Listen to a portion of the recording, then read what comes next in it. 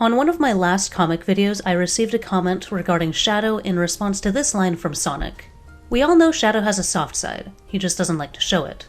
The comment on this line was, oh please, we all know he really doesn't, which just got me thinking about Shadow's character and the inconsistencies his writing has had. So that's what I want to talk about in this video. Now, Shadow's character has had many different iterations, each one being slightly, or not so slightly, different. But you can separate these versions of him into two general categorical personalities. The first is a reserved but good-hearted introvert, and the other is an arrogant jerk. Examples of the first include Shadow from Sonic Adventure 2, debatably Shadow the Hedgehog, depending on what story paths you choose, Sonic 06, the Archie Sonic comics, and Sonic Movie 3. Examples of jerk-face Shadow include Sonic Boom, debatably Shadow the Hedgehog, again depending on what story paths you choose, the Tails Tube videos, and the IDW comics. But why is there such a huge inconsistency in his character? And which version of Shadow is the true version of Shadow? The major deviation of his character happened in the 2010s era of Sonic. A huge shocker, I know. But during this time, the Sonic writing was being done by people who knew nothing about the franchise or its characters. And they didn't care enough to do sufficient research on it either. Now, anyone who doesn't know anything about Shadow's character would assume, based purely on his design, that he is an angsty, brooding character. And correct me if I'm wrong here, but the main source of information on his character these writers used also came from minimal research into his titular game, Shadow the Hedgehog. While this game does show the good aspects of Shadow's character if you choose to take the hero story routes, it likewise shows a darker and uncaring version of his character if you so desire. That is kind of the point of games like this, is that the player gets to have a choice in the story they experience, but it had an unfortunate side effect of unintentionally planting a seed of misunderstanding about Shadow's true and intended character. And so, the worst version of Shadow came to fruition in the ever-popular Sonic Boom. This version of Shadow is nothing like the Shadow people had come to know and love. And while the Boom series was short-lived, thank goodness, it also left a mark on Shadow's character. It's been getting better lately, now that we have writers who better understand the characters, but he still has some of that arrogance that he picked up in the Boom era. But this only explains the inconsistencies in Game Shadow. While Game Shadow started being fixed with the newest writers, his comic counterpart is egregiously rude, arrogant, and all-around unlikable. Now, I haven't read the IDW comics in a while, but I read up through the whole story with Mimic, and the last time I remember seeing Shadow, he had kind of adopted a dark jowl, which I think was the writer's way of trying to sneak in some of Shadow's true character, despite all the mandates. Because yes, the dreaded Sega mandates are the main culprit for his awful characterization in the comics. Basically, Sega has a list of guidelines for the franchise and characters that the writers have to follow, most specifically related to the comics. This isn't inherently bad, but the mandates they have regarding Shadow are just terrible, and they end up greatly restricting what the writers can do with Shadow. Some of these mandates include Team Dark not being a thing anymore, and Shadow not having friends, not even considering Rouge or Omega friends. The result of this tight hold Sega has over his character results in the writers making him out to be the absolute worst individual to be around. The writers have even said themselves that Shadow is the most difficult character to write in the comics because of the mandates, and that they can't write him the way they want to. I think this is why Shadow kind of stopped appearing in the comics. If he has made a return in the more recent issues, I don't know, since, again, it's been a hot minute since I've read them. But he just stopped appearing after the arc with Clutch and the Chow races. So now that we've broken down where this inconsistency in Shadow's character comes from, what about the second question? Which is the true version of Shadow? Reserved, good-hearted introvert? Or jerk-face Shadow? As has probably been made clear with how I've constructed this discussion so far, you can clearly see I gravitate strongly toward the former. Reserved, good-hearted introvert. So I'm going to break down his characterization from a couple of his earliest appearances to explain why this is the case, starting with Sonic Adventure 2. Now, you may be thinking, What do you mean good-hearted Shadow is his characterization in SA2? He spent the majority of the game trying to destroy the world! Well, if you are thinking this, then congratulations on being a part of the people who blatantly misunderstand Shadow's character. The first thing to remember is that Shadow is an artificially created life form created by Gerald Robotnik. Part of the reason Shadow is trying to destroy the world in SA2 is because Gerald essentially programmed, for lack of a better word, him to do so.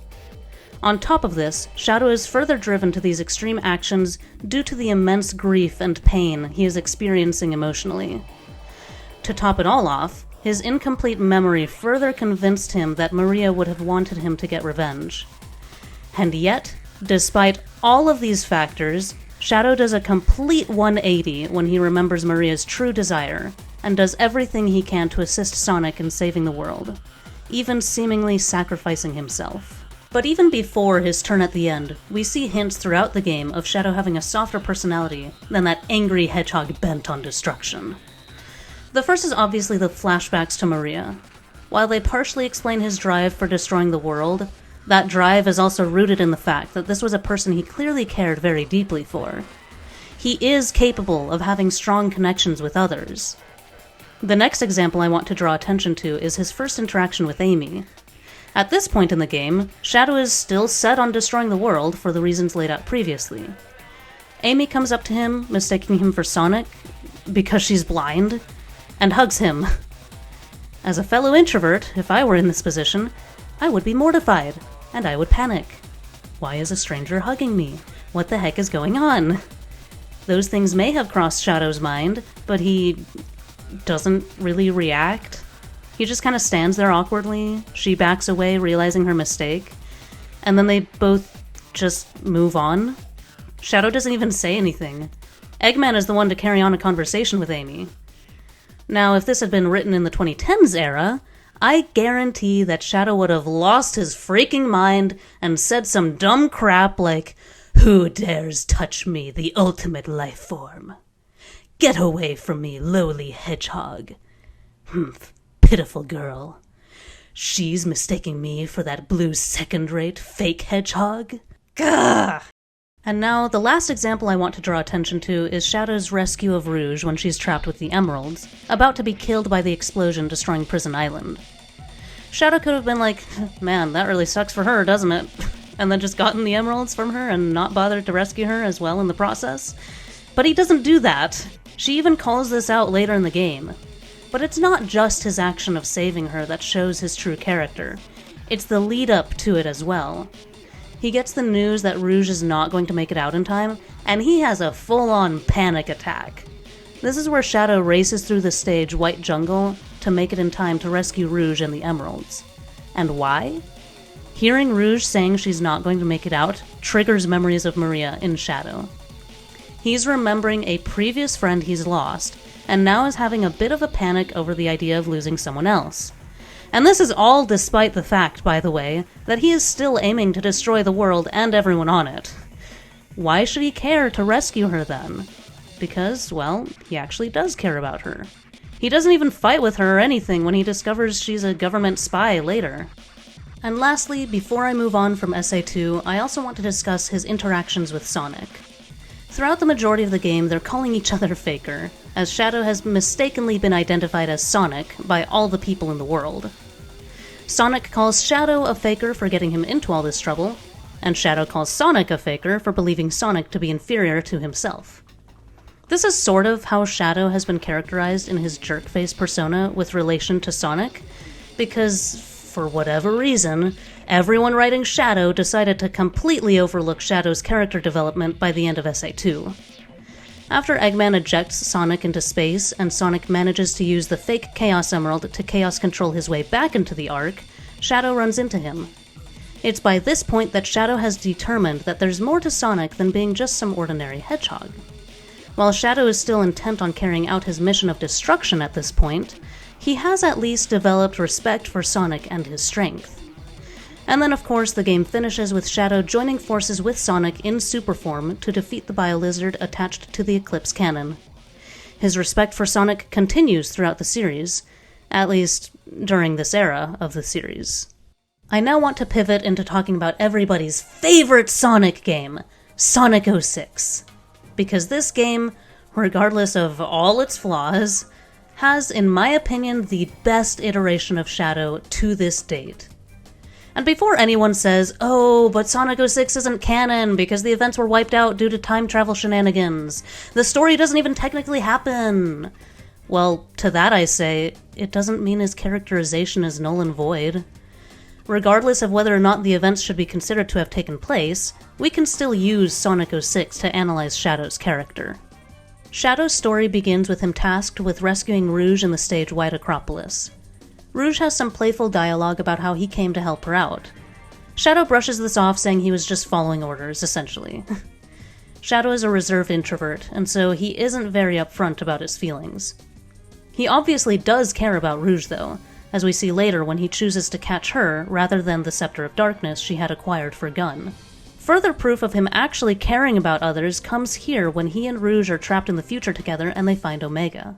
What's he doing here?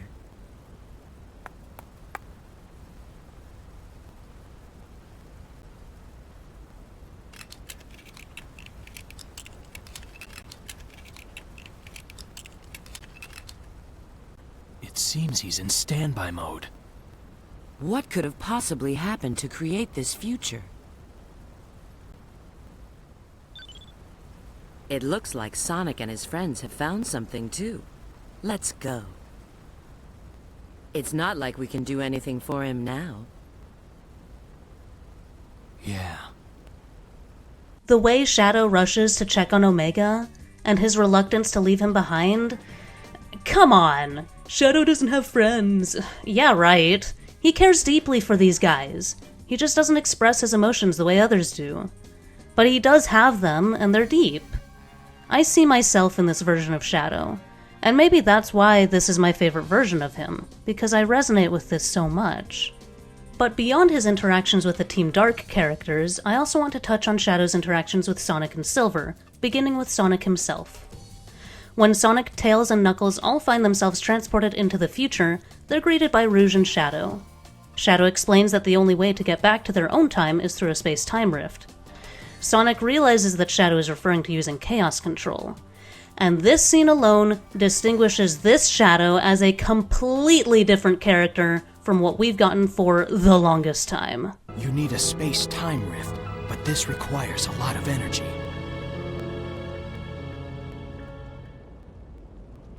I see. You mean using your Chaos Control will... Yes, but that alone is insufficient. Okay, Shadow. It looks like we need to work together. He admits to needing Sonic's help here. And he doesn't even appear bothered by this in the slightest. He's just like, alright, let's do this. Current day Shadow would never. At best he would be like, having to work with you? What a waste of time. Let's just get this over with, and don't you dare mention it to anyone. No, he respects Sonic's strength. He knows and accepts his own limitations. He is willing to work with others without having such a bad attitude. How in the world did this version of Shadow disappear and get so mutilated? And of course, at the very end of the game, Shadow is the one to admit that they were all done for without Sonic. If you say it exists in the past, present, and future, I'll destroy them all at once! Certainly. It might have been possible if he was still alive. So again, Shadow acknowledges Sonic's strength. He's not constantly one-upping him. Recent years have focused on the Shadow-Sonic interactions being just about rivalry, and it's always Shadow being arrogant and Sonic making dumb remarks. In this game, Sonic isn't cracking dumb jokes, and Shadow isn't an arrogant jerk, but they still manage to have some friendly rivalry with each other. Don't be late. Same to you. But there is so much to how they interact with each other beyond just that friendly rivalry. As I said before, Shadow respects Sonic. Sonic also respects Shadow. Shadow is willing to accept help from Sonic. But not only that, Shadow is also willing to go out of his way to help Sonic. After confronting Eggman, Shadow finds Silver about ready to end Sonic, and he steps in. No words are needed, but he lets Sonic know, hey, get out of here, I've got this. And now that we're on the topic of Silver, let's take a look at how Shadow interacts with Silver. After they've duked it out, Silver surprises Shadow by inducing chaos control. Their conversation leads to Shadow reasoning with Silver and offering to help him find the truth. He doesn't talk down to Silver for his ignorance, and he also gains a respect for Silver and his power. They then go back 10 years in the past and work together to capture Iblis and Mephiles. I'm telling you, current-day Shadow would have made sure Silver knew how dumb he was for falling for what Mephiles told him, and then just tried to handle everything in the past by himself, because he's oh so great and the ultimate life form and whatnot. And really, looking at all of Shadow's interactions throughout the game, he really doesn't talk down to anyone. He really doesn't even say much unless he has something worth saying, which is probably why his best quotes come, ironically, from the most universally hated Sonic game. His characterization in this game is just so good, and as such, I could continue on. I didn't even touch on anything from his interactions with Mephiles, but I should probably move on from here. But this is Shadow. The more recent versions of Shadow that depict him as an arrogant, selfish jerk are such a disservice to his character. He doesn't constantly bring other people down by praising his own might, and he certainly does consider Rouge and Omega to be friends of his, even if he doesn't say it directly. I stated early in this video that Shadow's character has been getting better lately, but is still not there yet, and you can really see that in his interactions and dialogue in Sonic Racing Cross Worlds. And I'm sure there are some people who would like to say that Shadow Generations did his character correctly. I partially agree. Shadow Generations is an interesting case, as it's a newer game trying to fit into the events of a 2010s era game. For the most part, yeah, Shadow's okay. His story with Black Doom and briefly reuniting with Gerald and Maria Robotnik is very good. My problem with Shadow's characterization comes primarily with when they had to have Sonic fight with him over his Chaos Emerald. Now don't get me wrong, Shadow finding the fake emerald on the Ark and that being used to make Shadow Generations work with Sonic Generations, where Sonic gets an emerald from Shadow, is very clever. But the characterizations just don't really work all that well for me. Again, this game is trying to coincide with the 2010s era game, so it was never going to be perfect. But okay, I'll get to the point already. Shadow just doesn't really seem to respect Sonic here. He doesn't even try to talk or reason with him. To be fair though, I'm not sure this version of Sonic would have heard Shadow out anyway, but that's a flaw in Sonic's character that I'm not getting into, since it's not the point of this video.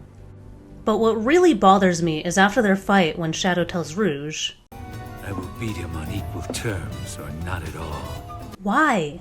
Shadow and Sonic are not enemies. Why is Shadow intent on beating Sonic? It's that arrogance of him having to prove himself superior to Sonic, which is not Shadow's true character. I get so fed up with Shadow being written like this. Why can't we have 06 Shadow back? Perhaps a better way of handling this part of Sonic X Shadow Generations would have been to have the Shadow vs. Sonic fight be between Sonic and the version of Shadow from SA2 before he decided to save the world. I mean, if we can have two versions of Sonic and Tails, we can have two versions of other characters as well. The only issue with this version of the narrative is the Chaos Emerald itself. While there can be multiple versions of the characters in White Space, it seems the Chaos Emeralds are immune to the space-time shattering, meaning there can only be one of each emerald. But maybe they could have written it in somehow that SA2 Shadow got the fake emerald. Or maybe there's a Shadow versus Shadow fight where current Shadow tricks past Shadow into getting the fake emerald. But that gets really messy. So, like I said earlier, making this game fit in with a game from 2011 was never going to be perfect. But anyway, those are my thoughts. What do you guys think? Which version of Shadow is your favorite? Do you think current day Shadow is as bad as I do? Or do you think I'm overanalyzing him? I'd be curious to know other people's thoughts on this. If I'm blatantly wrong about anything, feel free to let me know. Respectfully, preferably, but this is the internet, so I have no control over that. But if you even made it all the way to the end, I thank you. It is greatly appreciated, and I hope everyone has a great day or night.